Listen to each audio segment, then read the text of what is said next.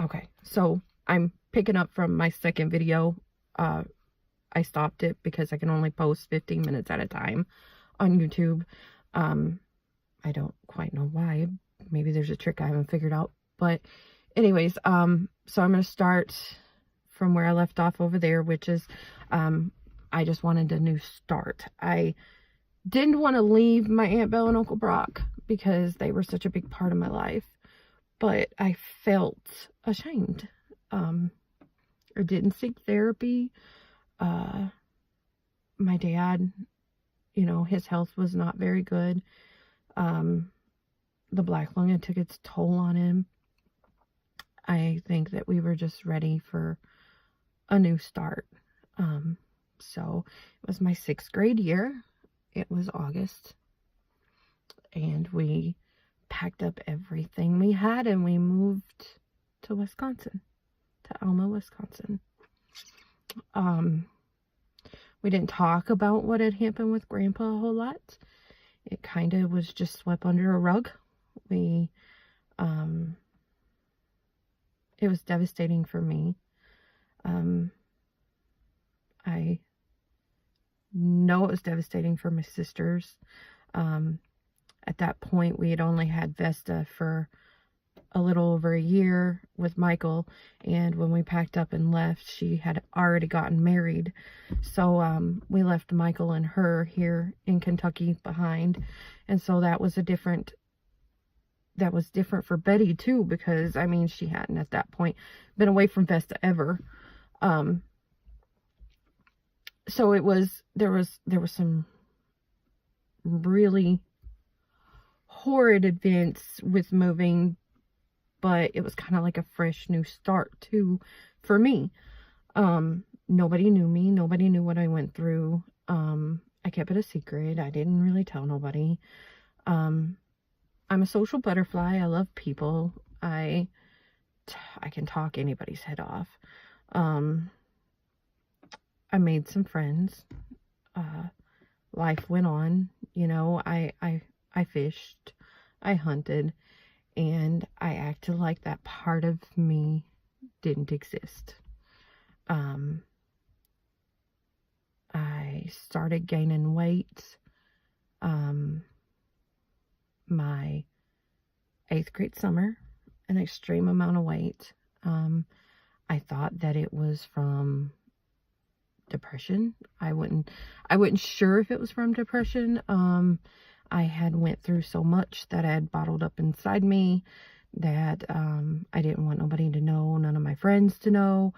I was scared they'd think of me differently. So now I know it wasn't depression, it was my thyroid that caused my weight gain. But then that caused, when my weight gain started a whole new problem for me that I hadn't dealt with before. I always had friends at Alma. Alma's such a wonderful school. I've never had, you have these huge high schools or grade schools that are cliquey. Like there's, little cliques here, there's little cliques there. People don't talk to each other. Alma, if anybody wants to Google Alma, Wisconsin, it's a tiny school. It's preschool through 12th grade, and they have really good teachers. They really care. I don't know about now, but when I went, there wasn't a whole lot of clickiness. You had your classmates. We had like 20 some classmates, and everybody talked to everybody.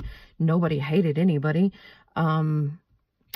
Nobody acted like they were better than anybody else. I know that I didn't have name brand stuff. My dad started a logging company. We didn't have a whole lot of money. Never had a whole lot of money in my life, ever.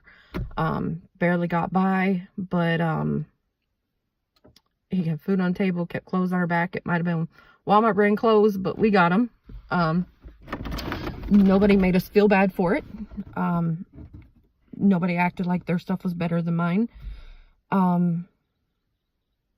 But I did feel out of place. I was a Southern girl in a Northern community. I didn't have the values that they had. I didn't do the things they did. I did feel really out of place. I was a hefty little girl from the South, and I've always been a Christian kid. I serve God, and I have different morals. I wanted to stay clean until I was married. And, I believed in saving yourself for marriage. I believed in not drinking, not partying, not, the Christian values that I was raised up with here in the South, the, Bible Belt, that, so that made me not fit in as much, because I didn't party, I didn't drink, I didn't like those things. Now, I'm not saying that I didn't do them. I did. I really did.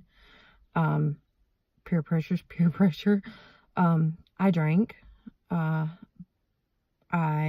didn't go to huge parties. When I drank, it was just one friend, and that was it. But,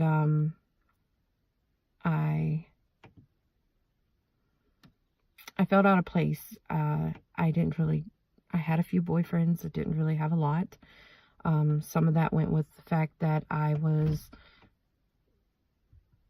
had been molested, and I didn't want to let anybody in. There's this one person, and I won't name names because this person is married, and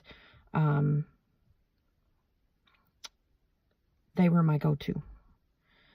He was always the one that I went to, no matter what.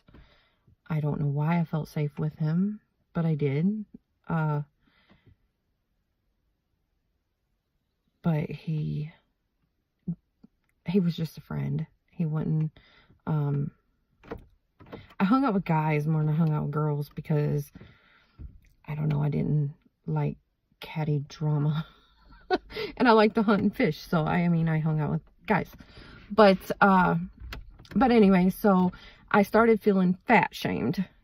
In other words, I wasn't as skinny as some of the girls in my class. I obviously wasn't as pretty as some of the girls in my class. And so even though I had a lot of confidence in myself and who I was, I'm very mouthy, but I felt less of a person, and I felt ashamed of my weight, and I felt ashamed of me. And it all stemmed back from the fact that I never dealt with the fact that my grandpa did what he did to me. And I always wondered why he chose me. He could have chose anybody, but he chose to do that to me. Why me? Did he think that I wasn't going to talk about it? Did he think that I wasn't going to tell nobody? I don't know why he chose me to do what he did. I had tons of cousins and everything, but he chose me. Which I'm grateful that he chose me instead of, I wouldn't want anybody else to go through that. I wouldn't want nobody to feel the humiliation that I felt. And if you've been molested, you know what I'm talking about. That dirty, contaminated, not worthy of anybody else feeling that you felt. And so I didn't trust a lot. So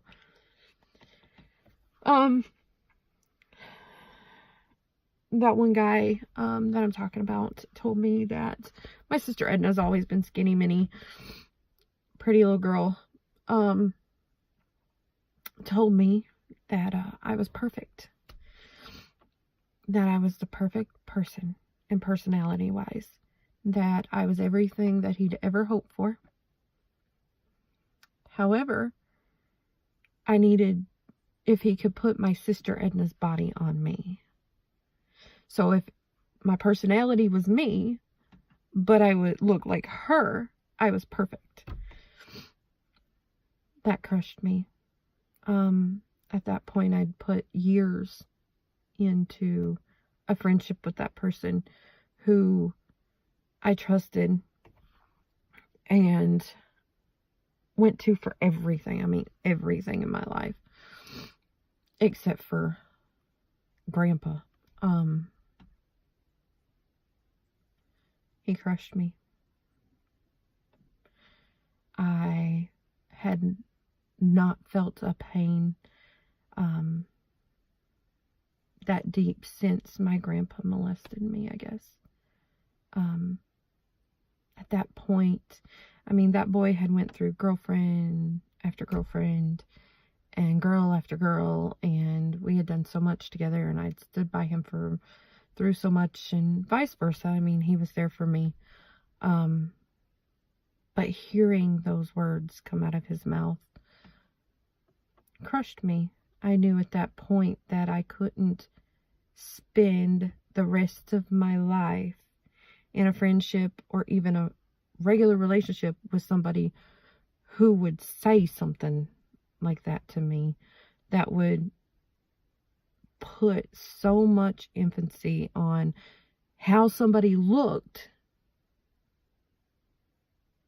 than who they were.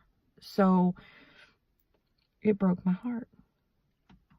I vowed at that point to never let somebody hurt me like that again, to never let somebody say those things about me, to never allow that to happen. So I had started logging with my dad by that point. I was out of high school. Even when that happened, I was out of high school. And I had been logging with my dad. And I ran a skidder. Yeah, I'm a girl, and I've run all kinds of heavy equipment. And we had went to Indiana to log. There had been some timber down there that hadn't been ever touched. And it was huge, and we could make some good money.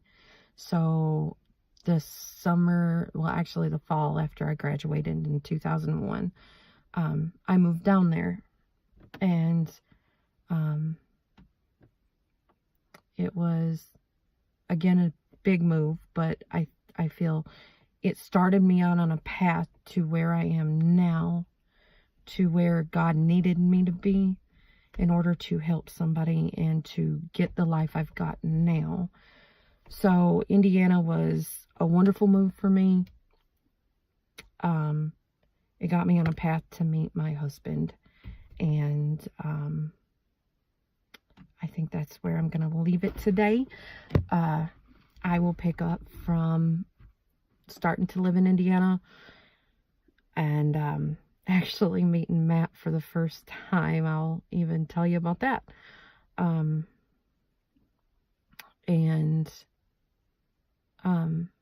take you through how Matt and I met and our relationship, and I'm hoping that God will lead him to tell some of his story. If not, I might ask if he cares if I do. But this is the third video. There will probably be several, but that's where I'm leaving it. God bless you guys, and I will update you in a few days. I will pick up from starting to live in Indiana. God bless.